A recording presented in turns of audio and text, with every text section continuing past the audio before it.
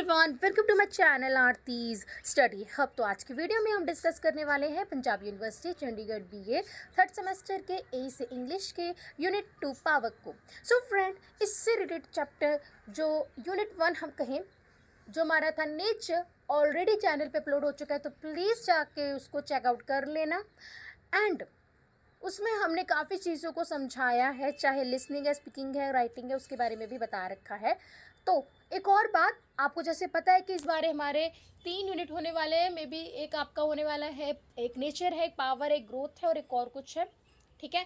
इसमें ये तीनों चीज़ें ही कॉमन होने वाली है, listening, speaking, writing and vocabulary चीज़ें देखने को मिलेंगी, बट कुछ पर्सपेक्टिव जो हो सकते हैं तीनों में ही अलग देखने को मिलेंगे, ठीक है। सो वीडियो को स्टार्ट करते हैं।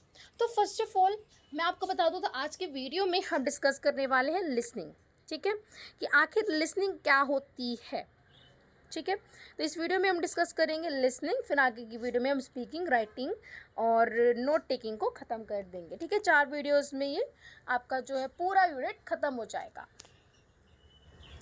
सो फर्स्ट ऑफ ऑल हम जान लेते हैं इंट्रोडक्शन क्या होता है, academic focus, reporting and summarising. This unit approaches the task of teaching learning of the 4 basic language skills already discussed in a previous unit, but the focus there shift to careful listening of lectures, note taking and writing with crispness।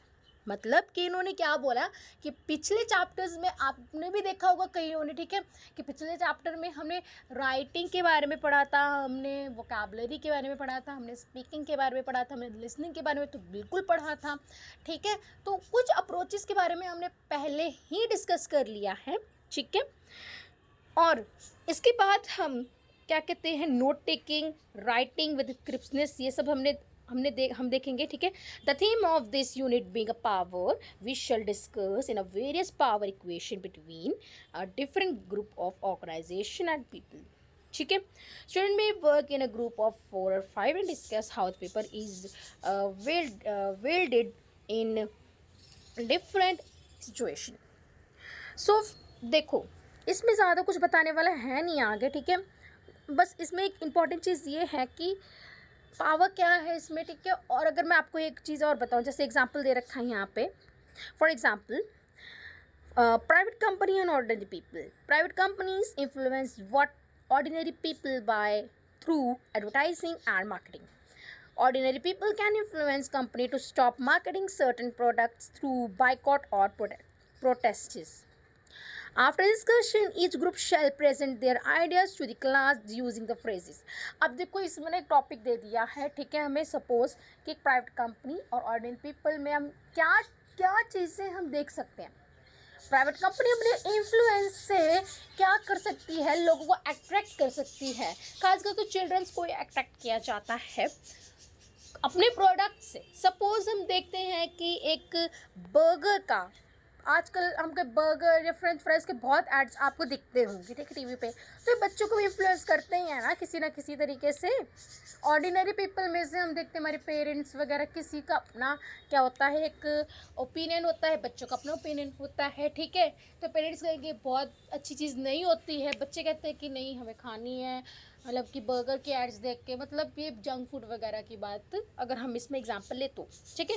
तो उसमें हम बच्चों ने suppose example के तौर पे बच्चों ने इस पर डिस्कस किया। उसके बाद जब वो अपनी प्रेजेंटेशन दे रहे हैं तो उसमें इन्होंने देखा कि कुछ फ्रेजेस हैं, ठीक है।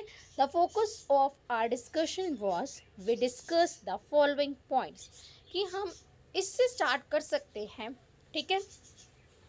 उसके बाद we feel that based on our study we conclude here are some more topics for discussion in class with the thrust on power equation, social media and society equations में देख सकते हैं हम, the media and ordinary people, managers and employee, ठीक है।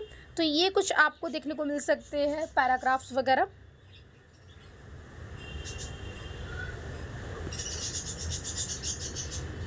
उसके बाद आपको लिसनिंग में देखते क्या होता है, while listening to lectures we got hear about the different point of view of speakers. It is important to understand this perspective and use them when you have to present a seminar. Lecture also inspire you to improve your own reading on the topic and gather more material which can enhance your understanding of the subject.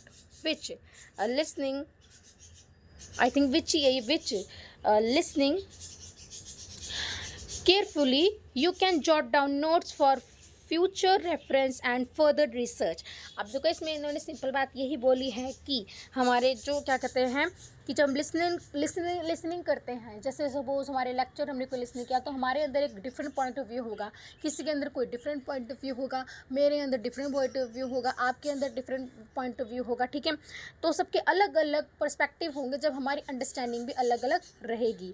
फिर उन्होंने बोला कि lectures improve करते हैं हमारी reading को. ठीक है, और ये हमें एक गैदर करने के लिए इंफॉर्मेशन गैदर करने का मौका देती है. उसके बाद क्या होता है कि हमारी जो इन्हांस करती है हमारी अंडरस्टैंडिंग को, और जब हम इनको जॉट डाउन कर लेते हैं, फिर नोट डाउन कर लेते हैं, ये हमारे लेकर रेफरेंस बन जाती है हमारी फर्दर रिसर्च के लिए. ठीक है, आई होप आपको बहुत अच्छे तरीके से समझ आया होगा. उसके बाद है thinking about a note taking styles. की नोट टेकिंग स्टाइल में आप किस तरह के नोट मतलब बना सकते हैं. ठीक है, तो देखो इसमें 4 टाइप्स दे रखी हैं. फर्स्ट ऑफ ऑल हम माइंड मैपिंग देख सकते हैं. सेकंड में आप 2 पेज स्लिप्ड देख सकते हैं. थर्ड में आप देख सकते हैं कि पेज स्लिप्ड इनटू 4, और जो डी है हमारा वो लीनियर नोट्स आ जाता है. माइंड मैपिंग आपको पता ही होगा, अगर हम कहें 2 स्लिप्ड में आप कई बार कंपेयर करने के लिए लिख देते हैं. ठीक है, और इसमें 4 हिस्सों में आप अलग अलग इन्फॉर्मेशन डाल सकते हो. और लीनियर नोट्स में आपको कोई बात कुछ लाइनों में या फैक्ट्स को लिखना हो तब ये भी लिख सकते हैं. ठीक है, तो आगे इसके बारे में ये भी बताया गया है कि कौन से जो टाइप के नोट्स हैं वो किस में आप लिख सकते हो. तो फर्स्ट ऑफ ऑल आप देख सकते हैं for different position in a debate में आप लिख सकते हैं ऑप्शन ए को. For argument and against the particular point आप बी को लिख सकते हैं. For process and sequence of event आप सी को लिख सकते हैं. कनेक्शन बिटवीन द आइडियाज आप डी को लिख सकते हैं. ठीक है, अब देखो इसके बाद हमें दे रखा है listening to the literature on the ethics of advertising to childrens. की एथिक्स क्या होते हैं. आखिर एक एथिक्स यानी कि हम कहें कि हमारे एक तरह से जो हमें कायदे होते हैं, हमारे हम कायदे या फिर कुछ अलग वर्ड होता है एथिक्स का मतलब. ठीक है, तो हमारे जो एथिक्स है एडवर्टाइजिंग टू चिल्ड्रंस कि किस तरह से हमें एडवर्टाइज करना चाहिए. ठीक है, चिल्ड्रंस को किसी प्रोडक्ट के लिए. तो ये सब उसमें दे रखा है पैराग्राफ्स, तो आप इसको प्लीज़ रीड कर लेना. इसकी PDF में शेयर कर दूँगी टेलीग्राम ग्रुप पे. ठीक है, ये भी दे रखा है, आप देख सकते हैं. ओके, और उसके बाद आपको ये भी दे रखा है thinking about a stance to prepare for a lecture. ठीक है, तो आप देख सकते हैं यहाँ पे 3 दे रखे. There is a much advertising aim to the at the children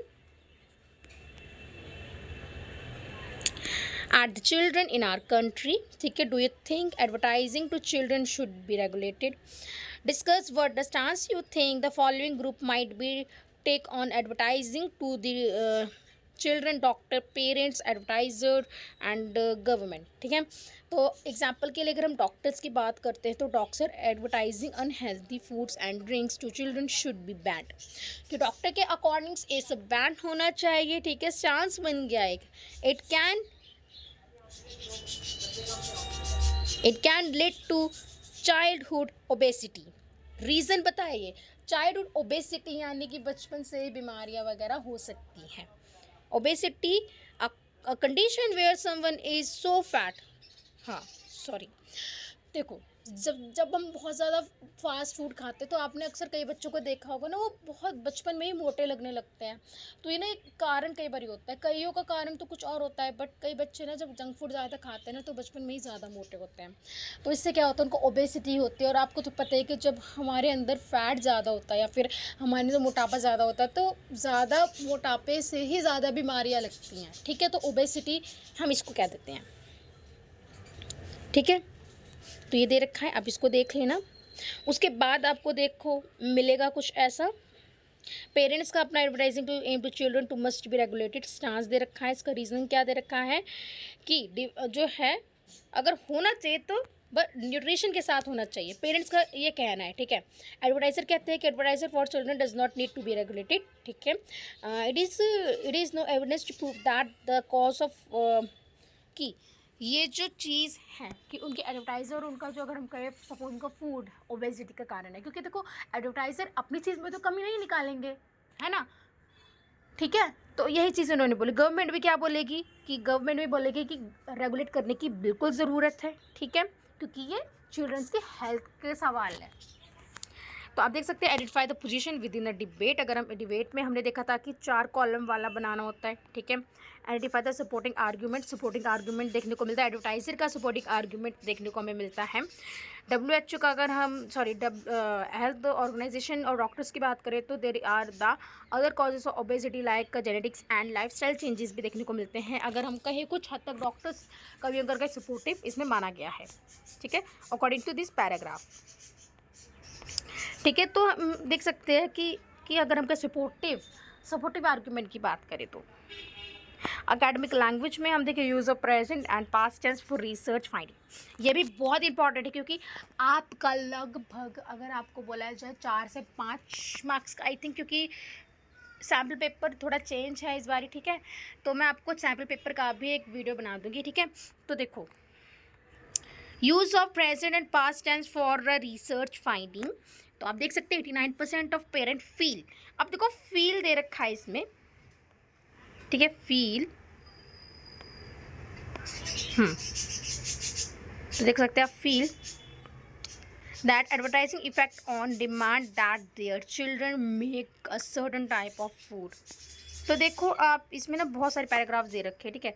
अगर हम इनको देखें तो इनको हमें प्रेजेंट टेंस में देखना लिखना होता है ना, use of present and past. तो इसमें प्रेजेंट दे रखा है, ठीक है। इसमें भी आपका देखो दे रखा है हैज़ शोन, ठीक है, प्रेजेंट दे रखा है। इसमें आपका पास्ट दे रखा है, रिपोर्टेड हुआ ना, क्योंकि रिपोर्टेड किया गया 2010 में हेल्थ ऑर्गेनाइजेशन की तरफ से, ठीक है। Using the past tense to refer the research, ठीक है। अब इसमें क्या आ सकता है, देखो हैरीज 2009 एस्टिमेटेड आ सकता है, इसमें ईडी लगा के। CBS puts the figure, puts आ सकता है, आई थिंक सो, ठीक है। आप भी इसको सॉल्व करने की कोशिश करना, ये थोड़ा क्लियर नहीं है, मैं इसका फ़ोटो चेंज कर दूंगी। According to the Harvard at 2009 the children food intake, I think increase होना चाहिए यहाँ पे। द वर्ल्ड हेल्थ ऑर्गेनाइजेशन जज the advertising probable, I think causes होना चाहिए, ठीक है। इसके बाद जजेस आएगा, यहाँ पे जजेस आ जाएगा। यहाँ पे हैज़ इंक्रीज, जैसे मैंने आपको बताया था, एस्टिमेट, हैज़ पुट, ये सब चीज़ें देख सकते हैं आप लोग। इसके बाद तो यहाँ पे आ जाएगा आपका क्रिटिकल थिंकिंग क्या हो सकती है। Do you believe the advertising influence the children demands, बिल्कुल हो सकता है कि इंक्रीज कर सकता है। Yes, to great extent childrens mind are easily to swiped by the attractive jingles, ठीक है। Do you think it can be connected to the issue with such as obesity और स्मोकिंग, हो सकता है, डिफरेंट काइंड ऑफ एविडेंस अगर हम कहें तो। बट इसमें क्या लिखा है, it is so difficult to say that so in the view of the lack of evidence should government limit or control what can be advertise or children. Yes, government को बिल्कुल करना चाहिए ये चीज़, ठीक है। It should be limit of, if not completely control what should be advertise to children, ठीक है। तो आज की वीडियो में हमने पूरा लिसनिंग ख़त्म कर लिया है। आई होप आपको समझ आ चुका होगा, ठीक है। So please like, share and subscribe कर देना, ठीक है, आपका ही चैनल है। एंड इससे रिलेटेड और भी सारे कंटेंट की वीडियो आएगी। आपकी वीडियो जल्द ही पॉलिटिकल साइंस एंड हिस्ट्री पे आने वाली है, तो प्लीज़ आप देखना। अगर ज्योग्राफी से रिलेटेड वीडियो चाहिए तो प्लीज़ मुझे बताना। अगर किसी के पास MDC सोशोलॉजी है या सेक में सोशोलॉजी है या वैक वगैरह में हिस्ट्री वगैरह, तो वो भी मुझे बता सकते हैं। अगर और कोई सब्जेक्ट है तो उसका भी मुझे बता देना, मैं उसका भी ज़रूर ट्राई करूँगी लाने के लिए। So happy learning and be happy.